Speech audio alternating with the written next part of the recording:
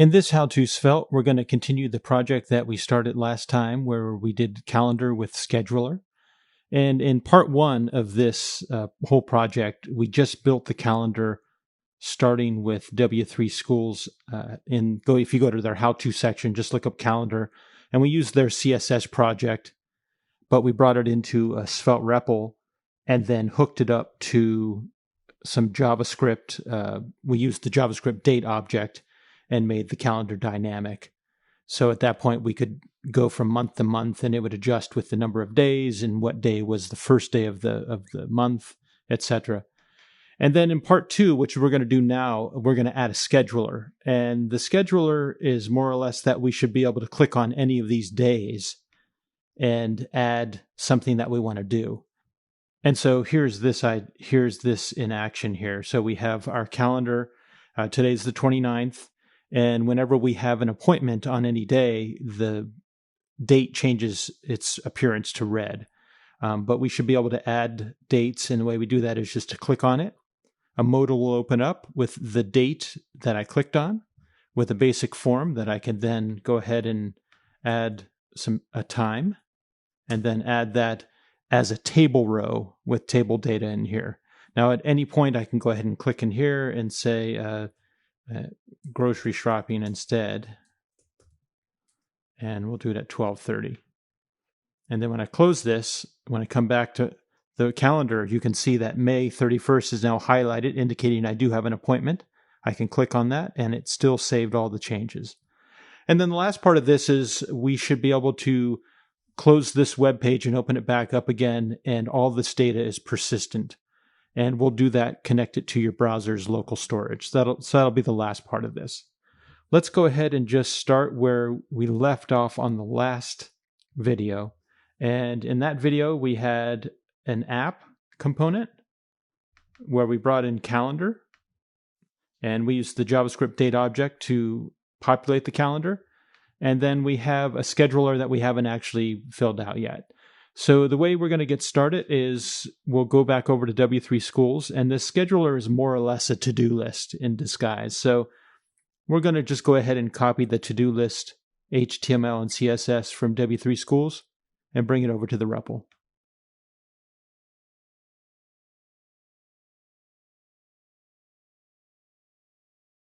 And so now that we have our scheduler here, let's go ahead and just do a little bit of adjustment here. We'll add a section tag.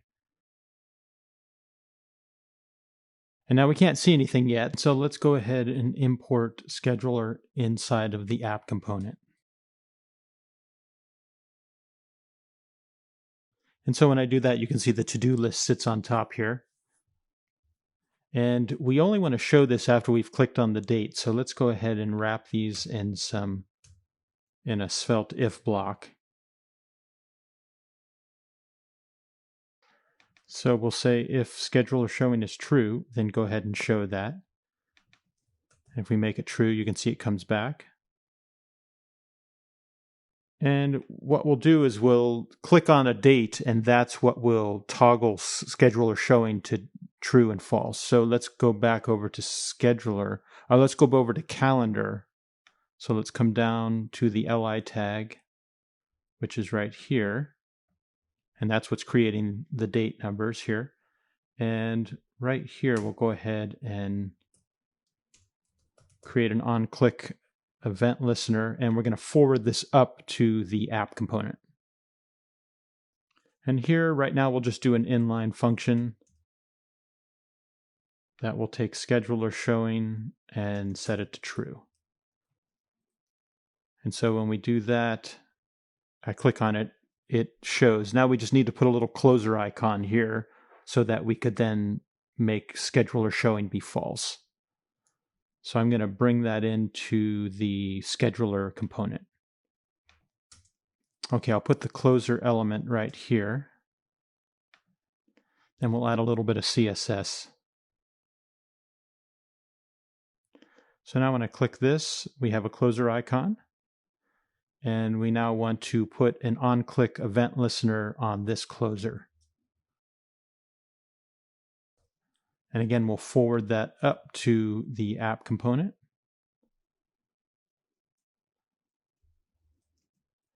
And we're practically doing the same exact thing, so we'll just copy and paste this. And we're setting scheduler showing to false. So now if I click this, it opens, and I click this, it closes. Now with this to-do list, I'm going to go ahead and tweak this a bit so that the form matches what I want, and you can do the same thing here. And so now this is more or less how I want my form to be. There's going to be input type text for the event name, and then I've got input type number for the hour and the minutes, as well as a couple radio buttons, and then a button here that once it's clicked, it'll add a table row here. Now what you can see inside of the scheduler is that we have a date heading here. And so if I come back over to scheduler, one thing I added here was an H2 tag, and this should match the day that I click on. So if I click on May 31st, then it should say May 31st, 2021. And so what that means is that we're going to have to look at the LI tag inside the calendar and figure out a way that when I click on, for example, 31, it will grab the month, the day, and the year, and we'll make use of that. So let's go back to calendar. Let's go ahead. Well, there's only one May 31st, 2021, so we could use an ID attribute. But I think what I'm going to use instead is a data attribute, and then just call it date ID. More or less what I want this to look like is May _31 _2021. This is what I want the end product to look like. And then I can transform this into looking like this. But this also eventually, with the underscores, will come to serve as the data object that we're going to create, where I'll have a key like this, and inside that key there'll be an array, and inside the array there'll be objects, and each object will represent an appointment. So I've already worked this out myself. I know that I want this to be the data object that we see once this modal is opened and I'm actually making appointments. So this go grocery shopping is actually right here. It's going to be the equivalent of one JavaScript object, and it's going to have an ID, it's going to have an event name, it's going to have a time, as well as a property called completed. So because I already know I want my data object to look like this, then that's why I want my date ID to look like this. So it's going to serve two purposes. It's going to be for the database, but I can also alter this as a cosmetic heading. So let's figure out how we're going to make this. So we're in the calendar component, and we use the JavaScript date object to create all this stuff in part 1 video. So I'll just use that.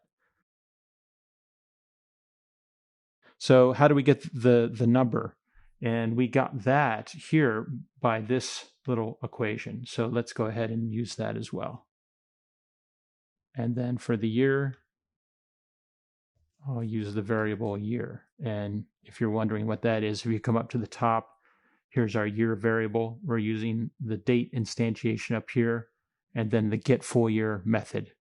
And so this date ID now, for each of these days, has this pattern. And let's just go ahead and open up and take a look at that inside the console. And so here you can see it. So here's an LI tag, May 28th, another LI tag, May 29th. Here's the 31st, the 30th. So that's great. So we've got each date now has a little stamp, an ID stamp. Okay, so now since this date ID is being created with each of these days here, and we've actually imported calendar inside of app, those are accessible inside of app. So on click, let's, instead of just setting scheduler showing to true, let's take this out and we'll call this function handle scheduler. And we'll go ahead and create that here. So what we're going to need to do is pass the event object. And date ID will be e.target. dot data set dot date ID. And if that is confusing, let's just console log real quick. Actually, we'll console dir e.target. If I open up the console and now I click on the 31st, if I open up the li tag that I clicked on, you'll see that down here it has a property called dataset, and that's exactly what I used here. Now, if I open up dataset, it has a key called date ID. And it has a key called date ID because inside of calendar, that is what I set this data attribute to be. See, here it is. Here's the data attribute, and I created this. You can call it whatever you want. I called it date ID. And then what it does behind the scenes is it takes the camel case I created and just lowercases it. So I know that this is the key that I have to reference inside here, e.target.dataset.dateID, and the value that comes back is this, is May_31_2021. So our event object target dataset date ID is now assigning a new value to date ID depending on what I click on. You can see every time I click on a date, it'll be that date. So here's May 13th, May 3rd. That's exactly what we want. Now, the next thing we need to do is create the cosmetic heading here. So we're going to take the May_24_2021 and create a function here that we'll call make date heading. And what we're going to do is create another variable that we'll call date heading. And what we'll do is take the date ID, create a variable called date as heading, and we'll take the date ID here. This is the one with the underscores, and this is where we're going to transform it. So we'll just use the regex method replace.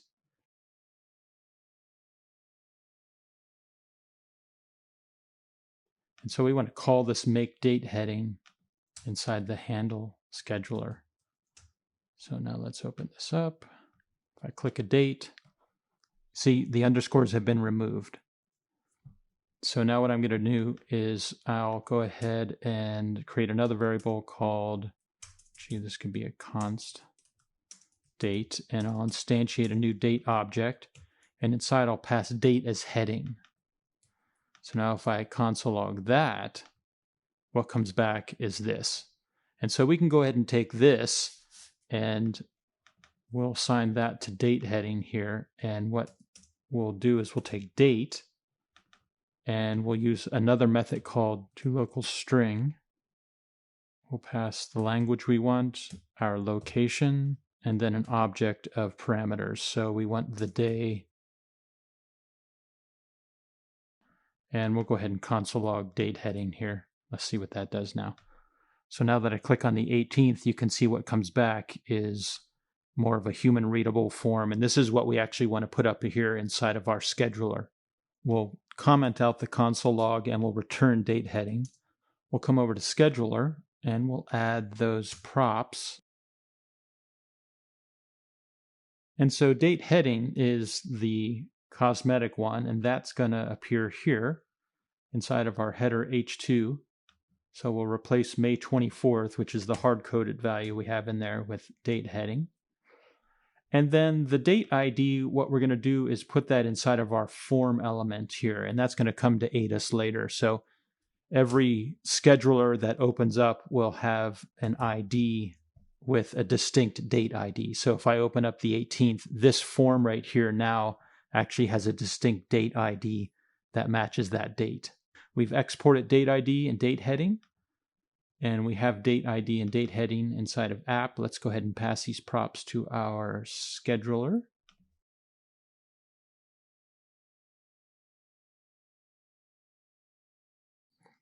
Okay, so now that the props are being passed, if I click on the 19th of May, now you can see that the heading says 19th of May. Now, I'll go ahead and console log this real quick so you can see the ID aspect of this. I put this on the form. So here's the form with an ID of May 19th. And so the way we're going to make this form functional is let's go over to our scheduler component and take a look at this part of the HTML. Here are the H2 tags that are these two right here. And then below that we have an input type text. This will be for the event name. And then we have two inputs down here. This will be for the hour, and this one will be for the minutes. And then next to that we have two inputs for radio buttons. So what we're going to do with all these inputs is we're going to bind the value attribute of these to some variables. And those variables will be properties inside of details, which we'll make into an JavaScript object. And I'll set up some properties here, an event name.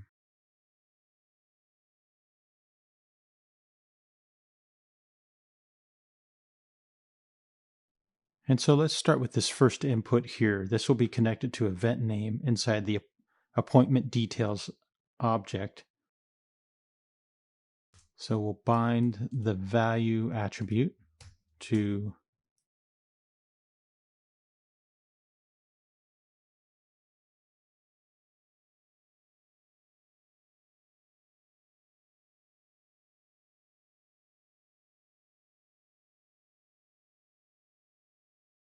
and now when we get to the radio buttons for AM, PM, what we'll do is that we've already given them a value attribute of AM and a value of PM. So we'll do a bind group.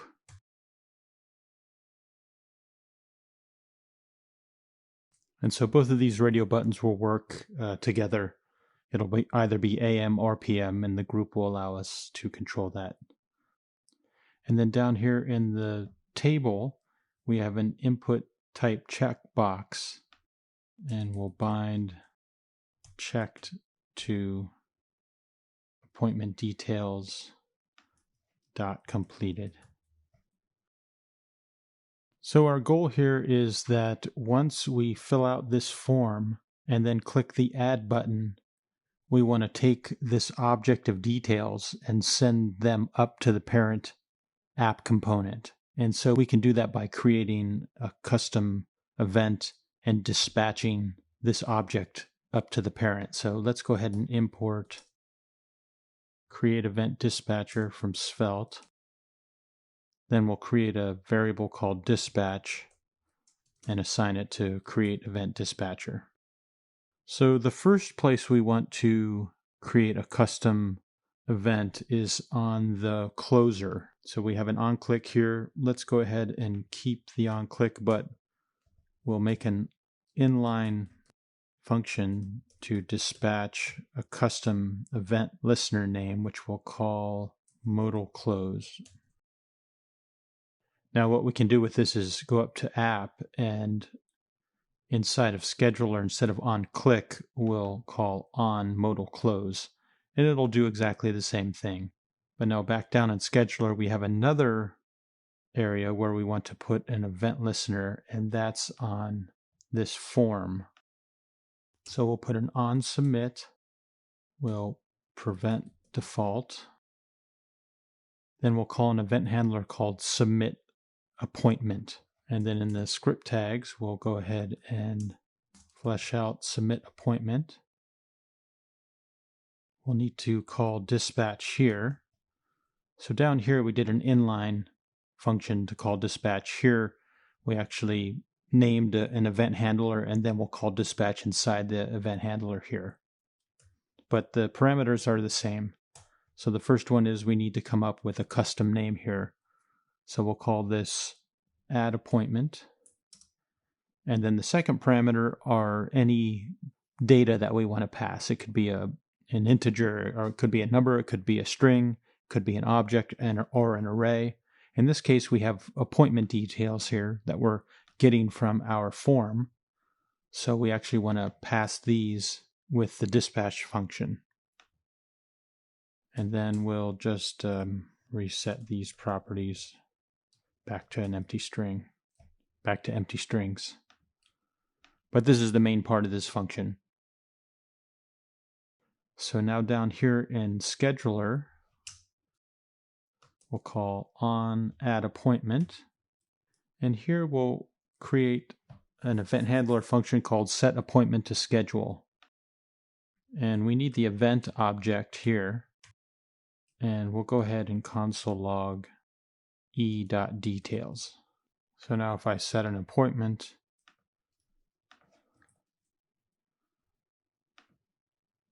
you can see what gets passed up from scheduler to the app component here is this object that we created. And one part of this that we're going to want to deal with right now is the time. And you can see we've got our time split over 3 inputs. So let's go ahead and create a variable called time. And we'll use some JavaScript interpolation. And this will help us to just construct the time from those 3 properties. So we'll do e.detail.hour. And remember, we're getting it from the properties here. So we need to match these properties. And so we'll do e.detail.hour, a colon, and then we'll do the minutes. And if the minutes happen to be a single digit, we'll go ahead and add a 0. Otherwise, it'll just do the double digits. And then we'll add AM or PM after the time. So let's just go ahead and console log this real quick.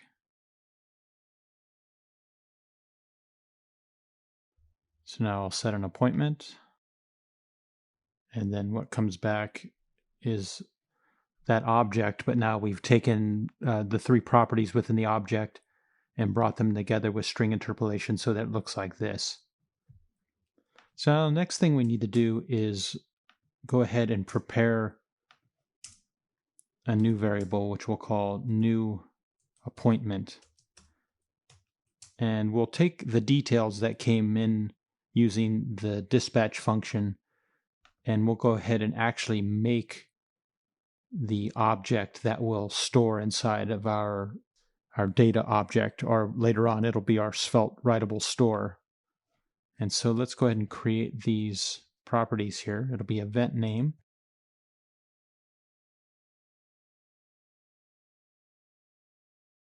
Now the other thing we probably want to add to this is an ID so that each new appointment has a specific ID. So we could,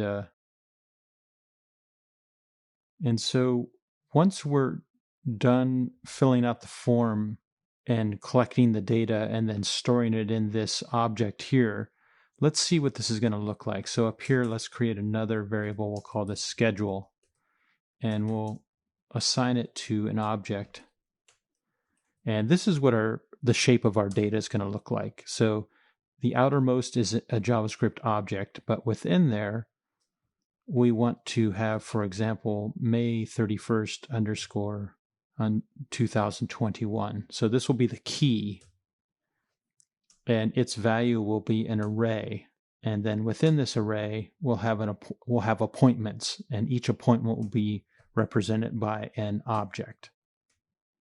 And this object right here will come from this new appointment object that we create. So we'll add this with each appointment specific details. We'll add this to this schedule object here. So let's just fill this out.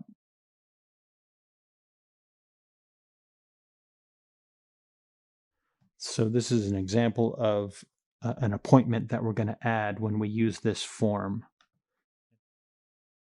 So let's work on this. So we need to get our details that we put into the form and that later get put into this new appointment JavaScript object. Now let's figure out a way to store this inside this schedule JavaScript object here. So we'll say if. So this part of this key right here is made from this date ID. So we can go ahead and use that. We can see if the schedule has this key, and if it doesn't have this key, then we'll go ahead and add that key and give it a value of new appointment. Now, if you come up here and see what we did here is the value of this key here is actually an array. and this would be the equivalent of an appointment. So we actually need to put that appointment inside an array. So we'll just put some brackets around that. Else, let's create another variable called current scheduled appointments, and that will just be equivalent to whatever appointments are in the array that already exists. Let's go ahead and add those, plus any new appointment that gets added through filling out the form. Let's reactively console log schedule. Now let's go ahead and add something. As soon as I click here, it'll get added to the schedule object. And you can see here's the key, the array as a value, and then within the array is an object that represents an appointment. I'll go ahead and add another one. Let's try on the 30th. And so now our object has 2 dates in here, represented by their keys, and each date has 1 appointment according to the length of the array here. So now that we have our schedule object getting all the data that we're filling out the form with, we got to pipe this data now so that we can then render it on the screen like this. So this is a sample right here. Let's go to scheduler and see what's doing this. That's a table row, and you can see right here. So this table row here is the equivalent of 1 appointment that we've made. Let's go ahead and take this out. We'll copy this and make another component called appointment.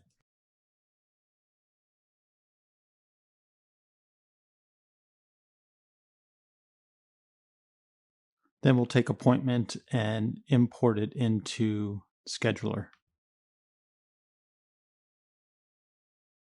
And then we'll get rid of the TR tags here and replace it with the appointment component. Okay, and it does show up. The CSS is off a little bit, but we've got it going. Okay, and one thing you can see here is that our checkbox here is throwing an error, appointment details is not completed, and that came from our scheduler component using this appointment details JavaScript object. So what we'll do instead is we'll create these variables. So we'll make appointment name, and that will represent this TD tag. Then we'll also do time and completed. Now let's go ahead and put these in their proper places. And so we'll bind the checked value of this input to completed, not app details.completed. Now what we need to do is come up to app. What's going to happen is that as we add more and more appointments to here, each of these is an object, and they'll be inside of an array, and that array is all the appointments for this particular day. So when we come back to scheduler, what we want to do is use a Svelte each loop, and right in this area is actually where we want to create that each loop. And we'll flesh that out a little bit more later.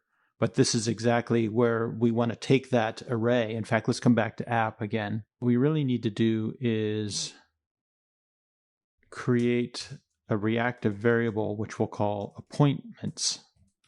So we'll make this plural, all appointments. This will actually be the array. And the way we get that array is by using schedule and then whatever comes in as the date ID.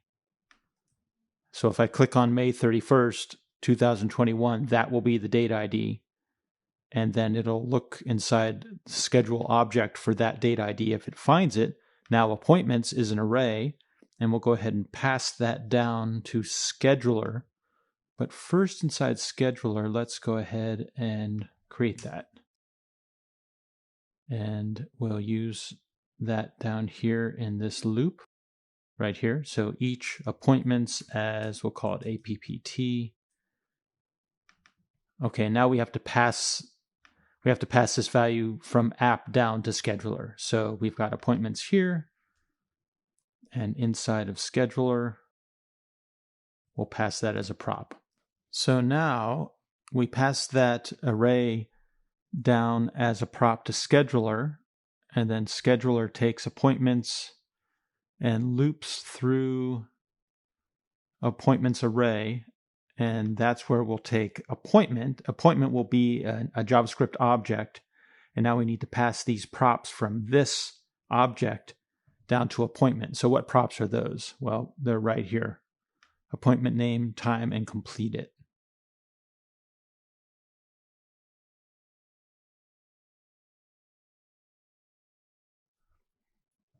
Okay, so we have our modal open.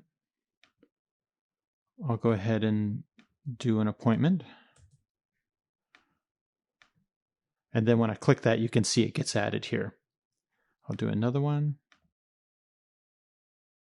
If we don't have any appointments, so now if I close this, we have appointments on the 31st, but let's say on the 30th, we don't have any appointments.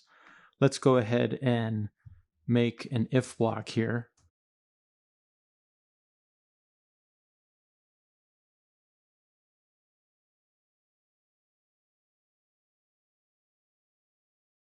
So let's make some appointments for the 31st. And then on the 30th, we don't have any appointments, so it says that. But on the 31st, we do have an appointment, and it shows that.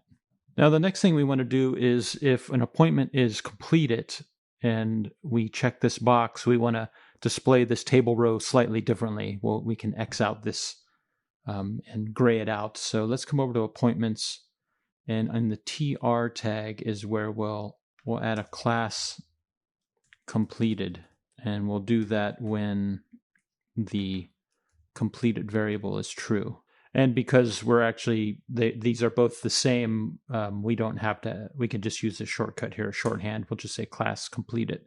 So when class completed is true, then we'll add the class completed. Let's come down here and create that. And so now I'll make an appointment. And when it's done, when I check it, you can see it grays out and it puts a line through. And then the next thing we want to do is when we do have an appointment on a day, we want to indicate that somehow in the calendar. And so one simple thing we could do is when we have an appointment, we'll go ahead and take the text content and make its color red. So I have an appointment on the 31st. This should be red. So this is the calendar. Let's go over to the calendar component. And we'll go to the li tag here that creates this number. And we'll create a class called has appointments. So we'll say add the class has appointments. And we'll do that when, so what we're going to have to do is we're going to have to check our schedule. If we come back up to our app component, we actually have to look inside our schedule and see if it has a key. In other words, if it has a date ID that matches this date ID right here. When this is in schedule, now schedule is not defined, so we're going to have to import that. So up here in the script tags, we'll say export let schedule, and we'll import that from app. So we need to pass from app down to calendar. Here, let's go ahead and pass schedule down to calendar. We'll pass schedule down to calendar, and then calendar will evaluate if that date ID is in there, and if it is, then it'll add this class has appointments. So let's go ahead and create this class. Okay, so let's put an appointment in there. And then out here, this should be red. And the reason it's not red is we have to put a little bit more specificity in our CSS. So let's add this actually. So we'll add an appointment. And when I come back out, you can see we know we have an appointment now because it's in red. Now, the one thing is if I make an appointment today on the 30th, and then I come back out, it doesn't actually change. And that's because this particular date, because it's today, has the active class. And this color rule has a bang importment next to it, so it's overriding this. So let's just take that out actually.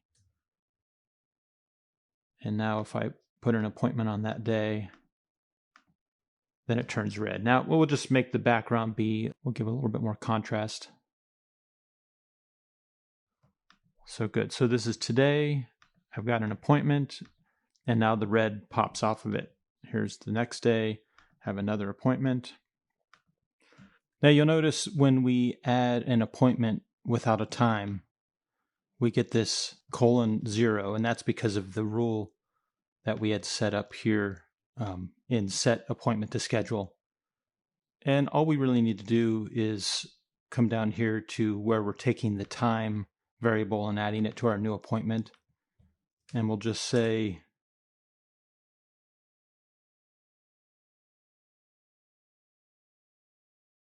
so now if I add an appointment without any time, I can add it, and it says no time set. I can add one with a time, and then it includes the time. So the next thing we're going to do is we're going to take our schedule object and we're going to put a store, a Svelte Writable Store in front of it. So let's go ahead and create that right now. And we'll just call this schedule store.js. And we'll create a constant called schedule store, and we'll assign it to writable. And the first parameter in writable is a data type or a reference type. And in this case, we're going to make it an object. So this object kind of, in a sense, is what's going to, we're going to kind of transfer over to this schedule variable. But when I showed you the shape of the data inside schedule, it's going to be the same inside here.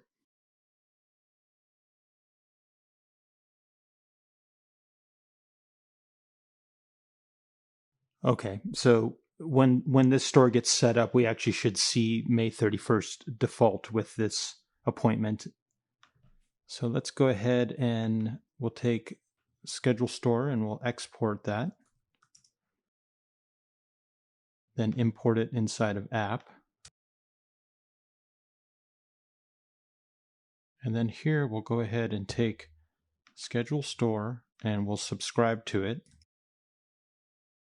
What happens inside subscribe is kind of the current state. So we could just say like we'll say CRUD data state.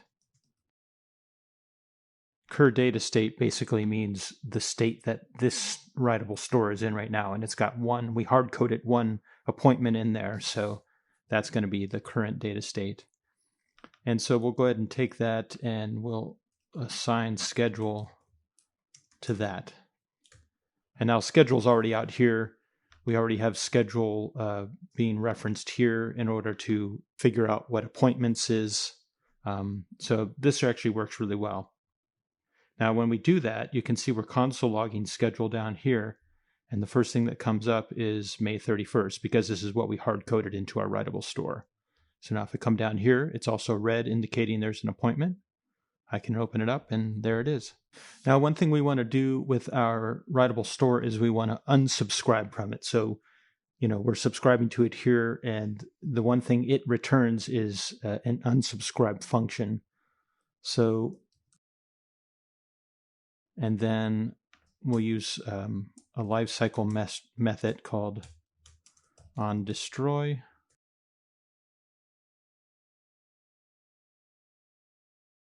And we'll just say if unsubscribe exists, then basically unsubscribe, call the function. Actually out here, if we console dir schedule store, which is our writable store, we get this object here. And you can see we've got the subscribe method, which we used here to subscribe to the store. We've got the set method and we have the update method. And so we need to actually refactor when we're adding an appointment. We've got this set appointment to schedule that we created before. And instead of using the method we did before, we use this conditional. We need to actually refactor this to now use the writable store's update method.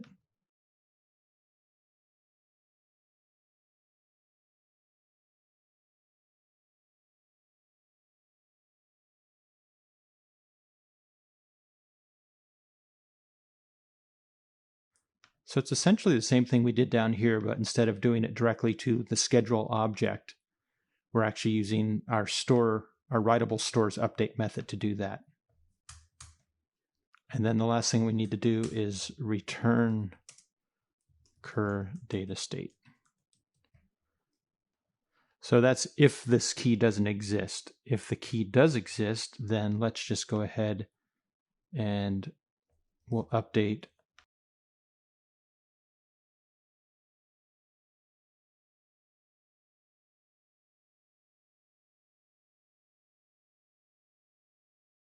So we're saying current data state, find this key and set it to everything that exists, all the appointments that existed before, but also add the new appointment.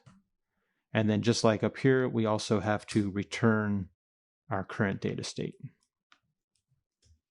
So essentially, it's exactly what we were doing before, but now what we're doing is we're updating the Writable Store that we created rather than updating this schedule JavaScript object. So what's happening is we'll update the store, and then we'll take that store's current state and assign that to schedule. So now that we've set up our subscription to our store here, we've got the create and read part of our CRUD operations set up. And so the next thing we want to deal with are the U, which is update, and D, which is delete part of the CRUD operations. And I'm going to do that inside of this appointment component. Again, the good thing about using a Writable Store is that we can import it into whichever component we need. And then we can make adjustments to the current data state, and it'll update all components that have imported the store. So let's just go ahead and take this import statement for the store, and we'll add that to our appointment component. And let's go ahead and deal with how to delete an item. So when we click on the trash can, and here's the trash can. So let's go ahead and put an on click. And we'll call this event handler function delete appointment. Then up here, let's go ahead and create a couple more variables that will export and pass props. And so let's go ahead and get these values by passing them through the scheduler component. And the date ID we'll just get from the date ID prop that we're passing up here. And so now that we have these two variables, let's go ahead and flesh out our delete appointment event handler. And so we want to take the current data state, and we want to find the key that is the date ID, and we're going to filter that.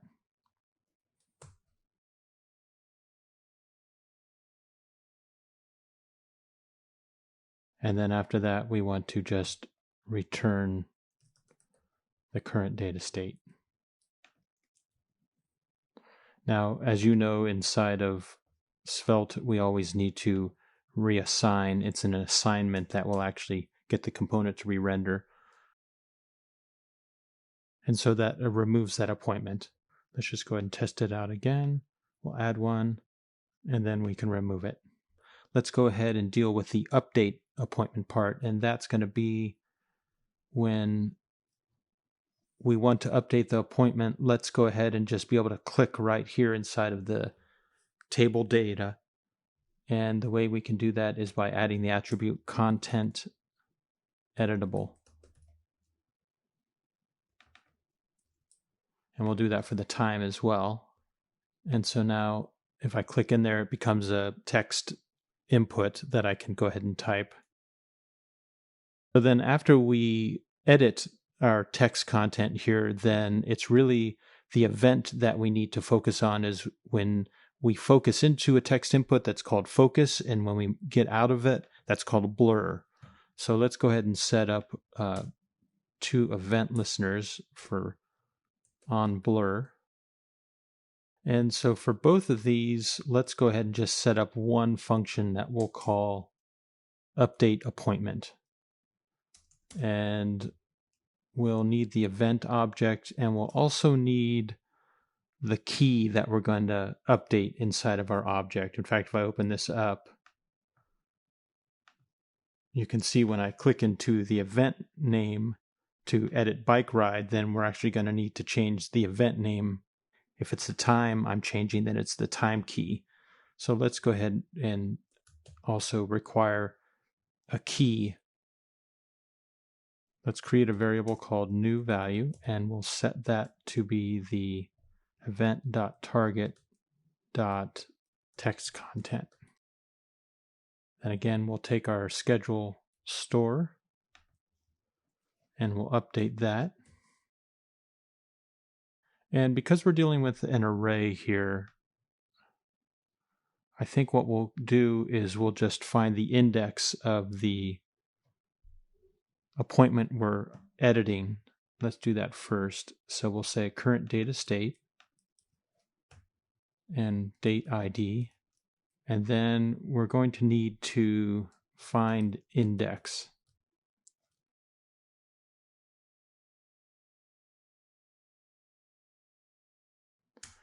And then we'll update current data state, date ID, and then with the index, and then also the key.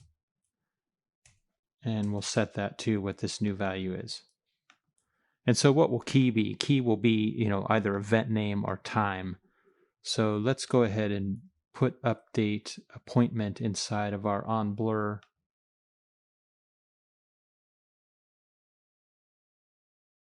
And because this is the appointment name, we'll update it with event name.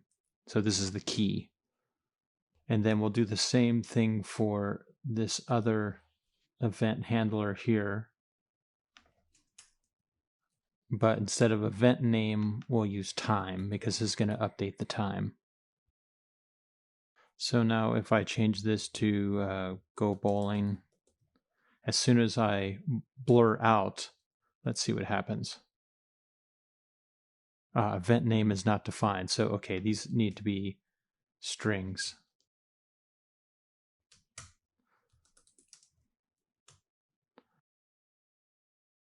So I'll blur out and let's see what happens. So good, it changed to go shopping. I'll do the same for the time. We'll go at 6 p.m. instead. And good, it held the values. And so let's also go ahead and focus on the checkbox now. So when we check this, it visually shows us something, but it's not saving any new value to the store yet. So on our checkbox input, let's set up an onChange event listener. And it would be great if we could just call this same update appointment. We'll just copy and paste this same function here, and event name will be completed. And so now we just need to rework our event handler here. So let's say, let's console log e.target.nodename. So that one comes back as input, and this one comes back as TD. We'll say if e.target.nodename, then this actually. So we'll go ahead and we'll just declare a new value, and we'll say this here. New value is equal to e.target.text content, else new value is equal to e.target.checked. Okay, so let's try this again. So we'll check this, and it comes back as true. Uncheck it, and it comes back as false. Good. Okay, looks like we got all our CRUD operations working, and they're saving successfully to our store. So what we're going to do in order to persist the data is we're going to use the browser's local storage, and we can't use local storage inside the Svelte REPL. So let's go ahead and download what we have so far and open it up in our text editor. And so just make sure you're actually in the directory, and if you are, then npm install. and then npm run dev. And so we're using localhost 5000, and so this is running right off of my computer. So I just adjusted the CSS a little bit so that the squares were coming out a little bit more. And so let's go to our JS file called schedule store, and we'll go ahead and restructure this a bit here. So right here is where we save the writable store into schedule store. And instead what we're going to do is we're going to create a constant called, we'll call it store in browser, just so it's obvious what we're doing here. And we're going to make a function.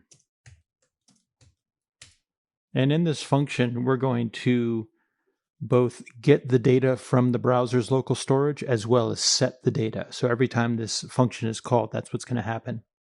Now, just for those who don't know what local storage is, let's go ahead and open up the browser. And let's go ahead and console dir local storage.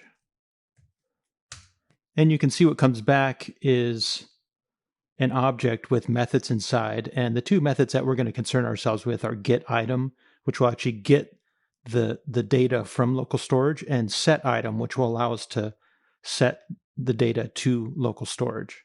So we want to use getItem and setItem, and that's what we're actually going to use in this function we created here.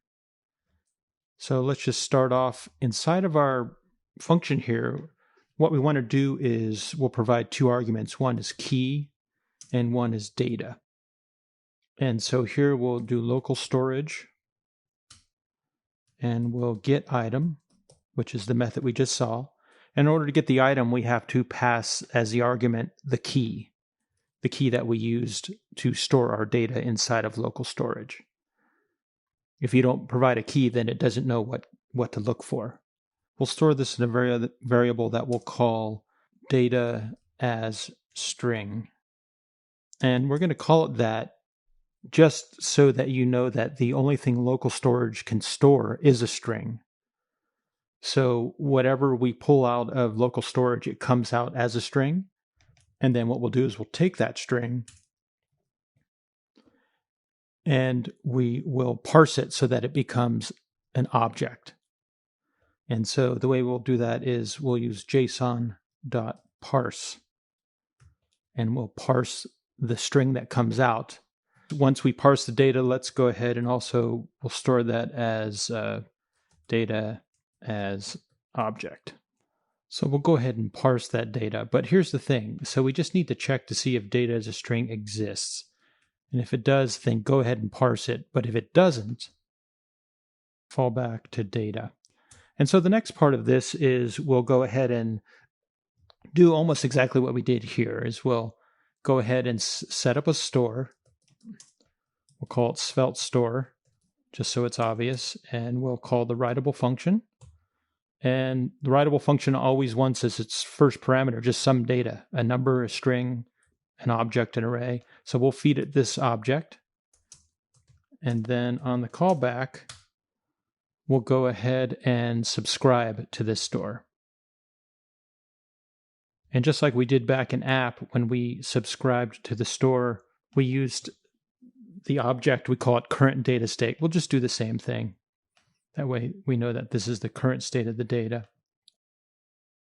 And then here's where we go fetch the data from local storage. Here's where we'll actually set it. So we'll do local storage dot set item. We'll use that method now. And we'll use json.stringify to take the current data state and stringify it. Now, in order to set an item, it actually requires two parameters here. So the first parameter is basically what key will we give this value so that we can then use the key to find that value. So we'll just go ahead and put key here, set the item with this key, take the current data state, and stringify it. Now, as we did back in app where we subscribed to it and then unsubscribed, let's go ahead and do the same thing. So we'll just go ahead and come back here and we'll take our store subscription, and what it returns, which is an unsubscribe function, we'll store it in this unsubscribe variable. And so down here we'll return unsubscribe. And here we'll return the Svelte store. Okay, then this next part where this was what we used before to subscribe. So we don't need Writable anymore. We're not using that here, and we don't need export. This is kind of the shape of our data. And so we'll just keep that as a reminder and possibly use it in the next function. So the next thing we're going to do is we need to call store in browser. And so why don't we, instead of calling this schedule store, we'll call this schedule data. And then here we'll say schedule store. And here's where we'll call the function, store in browser. And then store in browser takes two parameters, the key. So let's go ahead and give it a key. We'll call it my schedule. Remember, this is the key that the get item function is going to require in order to retrieve our data from local storage. And this is the key that we'll use to actually set our data to local storage. And then the second one is asking for data, some kind of data. Well, we could just do an empty object, but why don't we just go ahead and use schedule data, which has some dummy data in there, which we'll be able to see immediately. And so we need to export this. And then we would take this and import it into app. And we've actually already done it. So that's why I kept the naming convention the same, just so it was easy to see and easy to bring in. Okay, so that should be enough. Let's check it out. Okay, so it looks like we have an appointment already for the 31st. And if I come back to here and look at our scheduled data, that was just our dummy data. So let's go ahead and we'll add another one. And we'll add something on about June 1st. Okay, so we've got an appointment on June 1st, and we've got two on May 31st. So now I should be able to come back here and break the connection. And then we'll start it up again. And if I open up the 31st, you can see I still got both appointments. And I've got the June 1st appointment too, and I can instead say go to the cafe, and that's going to be at 4 p.m. instead. And then on the 31st, I finished the bike ride, and I finished going to school. So I should be able to just refresh the page, and it'll still hold those values. And I'll just go ahead and cut the connection one more time just so you can see. Start it up again. Refresh. And if I come over to June 1st, yep, I'm going to the cafe at 4. And then here I've got these completed. So local storage is helping to persist the data. And now if I go ahead and console log that, or let's see what local storage is. And so you can see here it is. My schedule is the key, and that was created here when I called the store in browser. I'm using the key. I'm setting the key my schedule, and then you can see the data in there. And if I just hover over it, if you take a look at it, there's something for May 31st and June 1st, but it's all stored as a string, and you can tell here because there's quotes at the beginning here. And so when we get item from local storage, which is here, that's why we have to parse it. And that takes it from a string and saves it as whatever data reference type or data type you started with. And so what we did, again, just to wrap up, is we started with this basic calendar, which was basically all hard-coded. And we turned it into a functional dynamic calendar using the JavaScript date object. And then after that, we gave it some functionality by being able to click a date, add an appointment, and then we hooked it up to local storage in our browser so that the data would persist. And we did all this with Svelte.